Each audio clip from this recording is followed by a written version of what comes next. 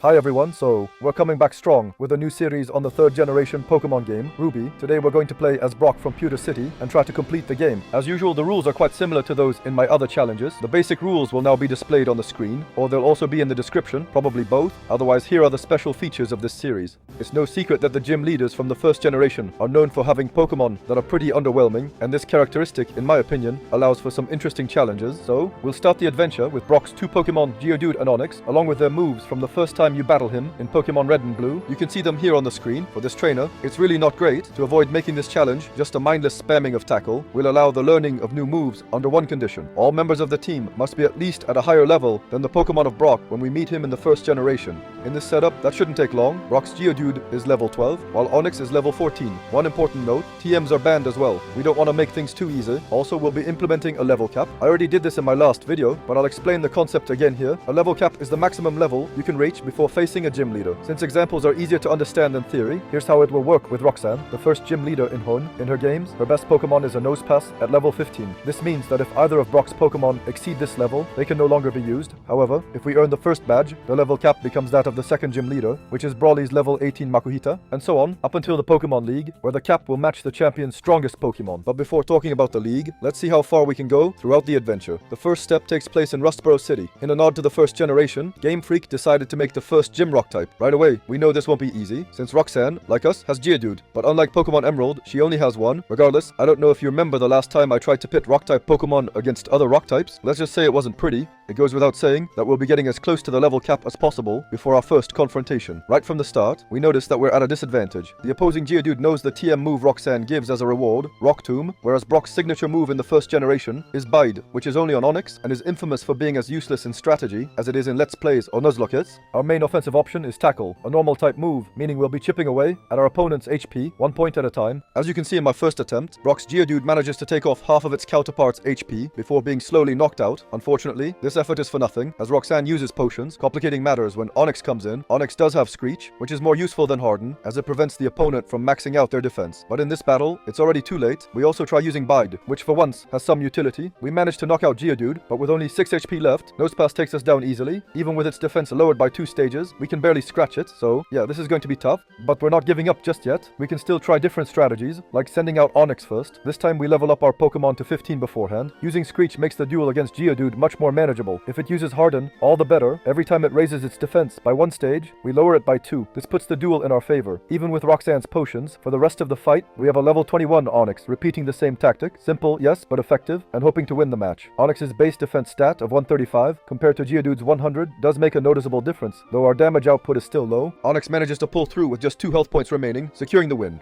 With the first major hurdle behind us, the challenge series is off to a solid start. The first gym leader already gave us quite a bit of trouble, and things aren't likely to get easier anytime soon. After helping the Devon Corporation employee, our next mission takes us to Dewford Town, which features a fighting type gym. Once again, we're at a type disadvantage. The good news is that our team can now learn new moves, since we've already surpassed the levels they had in the first generation. For Onix, nothing much changes, no major upgrades, and it gets 2-shot by Machoke. However, Geodude can now use 2-stab, same type attack bonus moves, including Magnitude, which takes out Machoke in 1 hit. In Ruby, gym leaders have fewer Pokemon, so it's already Makuhita's turn. It's at the same level as us, and although it's faster, its sand attack doesn't affect us initially. This allows Magnitude to deal significant damage, forcing Brawly to heal his Pokemon. If we manage to land a successful attack within KO range, we win the battle, securing our second badge. Is the adventure finally underway? Maybe. The next gym is electric type. However, we'll face a little setback on Route 110 as May pays us a visit with 2 rather destabilizing arguments. The first is Wailmer, which is faster than Geodude and can one-shot it. Onix, with only Tackle at this point, also gets hit hard by Water Gun and ends up half KO'd. Well, this battle is off to a great start, but given the current situation, there's nothing we can do. We can experiment with our Pokemon, but fun fact, at level 21, Wailmer still one-shots both Geodude and Onix, so we'll decide to check the level cap for Watson, the third gym leader, because we're already at an impasse. Our Pokemon need to be at the highest possible level, which is 23.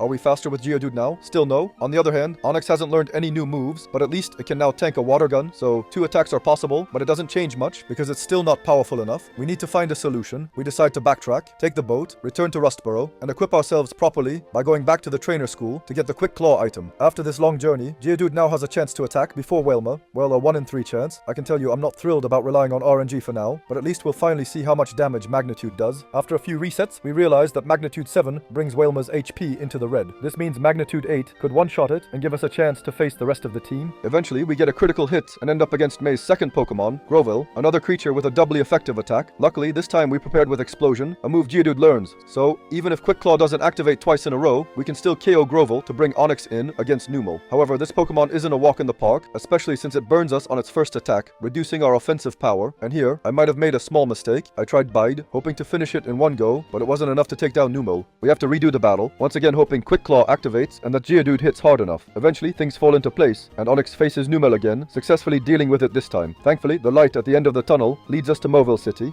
After a battle against Timmy's Ralts, we can head to Watson. Unfortunately, we only have one Pokemon left because Onix exceeded the level cap during a trainer battle in the gym building. Still, Geodude knows Magnitude, which is a huge advantage against electric and steel types. The only real potential threat is Voltorb, which doesn't make the most of its opportunities. In 3 attacks, we claim the third badge. Finally, an easier boss. Spoiler alert, I'll regret saying that. For now, we can head north of Hun to resolve the conflicts around Falibor Town, particularly involving Team Aqua and Team Magma. After the battle against Maxie on Mount Chimney, the 4th gym in Loveridge Town finally opens its doors. This is the second favorable type matchup in a row for us, since Flannery specializes in fire types, which is a big bonus for Geodude. Slugma enters the fray, and now we have a Graveler ready to take it down with Magnitude, which one-shots it as expected. The next Pokemon is Slugma again, and even a weaker Magnitude takes care of it. Now we're up against Torkoal, and this is where things get tricky. Torkoal is supposed to be bulkier, and indeed, even a Magnitude 10 isn't enough to one-shot it. In return, Torkoal paralyzes us, reducing both our speed and damage output. Surprisingly, it keeps hitting us physically before eventually healing itself and unleashing an overheat to finish us off. Fortunately, we still have Onix, which has just learned a new move, Rage. We decide to give it a try, perhaps at the wrong moment, against the gym leader. This leads to a series of exchanges, even though there were other options before spamming the move. This leaves Torkoal free to use Overheat and defeat us, costing us the battle, despite our clear advantage. Honestly, we can only blame ourselves. There's a very simple strategy to win this fight, so we reset. After killing the 2 Slugmas with Graveler and keeping all our HP, we switch tactically to Onix, so Torkoal wastes an Overheat. This deals minimal damage, allowing Graveler to finish the job. Unfortunately, Graveler falls for Torkoal's Attract, reducing its attacks until Torkoal finally takes it out. Back to the bag, Graveler will try to handle Torkoal with Magnitude if we get a good number. It takes 3 tries while being in love and paralyzed, but eventually we manage to win. It's not scandalously difficult, and now we can continue, albeit shakily, to the next adventure. Our destination is a gym in a city we've already visited, the one where our father, Norman, awaits. Thankfully, he uses normal types, which puts us more at ease. We've already beaten this gym leader with Onix in a previous challenge, so we send it in as our lead, while Norman starts with Slaking. To begin the battle, we know the moves Screech, which is very useful as we use physical moves, while Slaking uses Yawn, which forces us to switch on the next turn. Graveler comes in, and from this point, I consider setting up. This is probably premature, as we suffer another Yawn, forcing another switch. Now we attack with Rage, which proves mostly useless. We need another solution. When Slaking yawns again, we switch back to Graveler, which takes a feint attack, but manages a Magnitude 10 with a base power of 150, one-shotting Slaking. Norman sends out his second Slaking, the one with the gym's TM, Focus Punch. This time, we attack directly, since taking a fighting type attack would be fatal for Graveler. Magnitude proves to be our friend once again. It is here actually that we notice the difference of power between the levels of Magnitude. Despite 2 Hyper Potions, we eventually take down our father's signature Pokemon. The last threat, Vigoroth, could be a problem, but without hesitation, we use Explosion to secure the battle safely. Onix survives the ordeal, and we've made the right decisions, allowing us to obtain the Surf HM and leave Western Horn.